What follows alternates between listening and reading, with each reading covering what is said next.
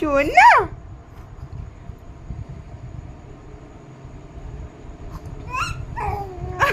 ওরে বাবা, আজ তুমি খুব উৎফুল্ল, খুব এনজয় করছো তুমি।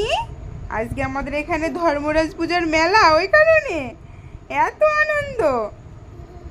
তুমি গেছো মেলাতে? গেছো? তোমাকে কেউ নিয়ে গেছে? সোনা, কারোর সঙ্গে গিয়েছো তুমি? বলো।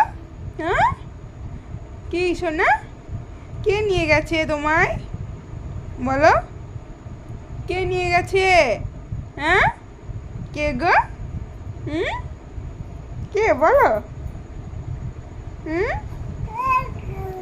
ওরে বাবা বাবা বাবা, সোনা তুমি কি?